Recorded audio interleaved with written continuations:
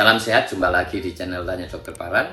Video kali ini saya akan menjawab pertanyaan dari Angga di Kediri yang bertanya, "Dok, awalnya saya BAB berdarah, kemudian lama-lama muncul benjolan yang bisa masuk sendiri ya.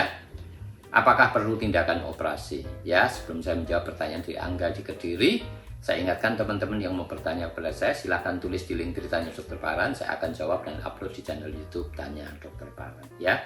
Kembali kepada Angga di Kediri yang bertanya, apakah ini perlu operasi? Awalnya berdarah, sekarang keluar benjolan yang bisa masuk sendiri.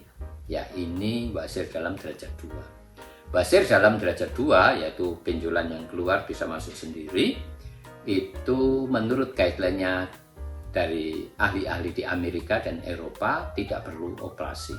Tindakannya adalah ligation atau dilakukan pengikatan. Kalau di Indonesia ada yang namanya pila ya.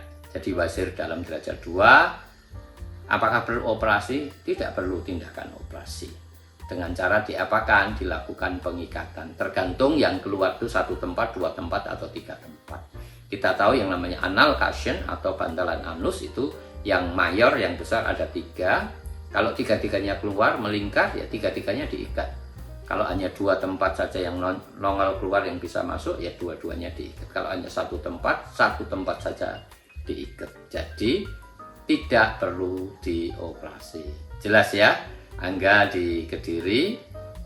Wasir dalam yang tidak perlu tindakan operasi menurut Amerika adalah derajat 1, derajat 2, dan derajat 3. Tetapi menurut guideline-nya Eropa, derajat 1 dan derajat 2. Jelas ya?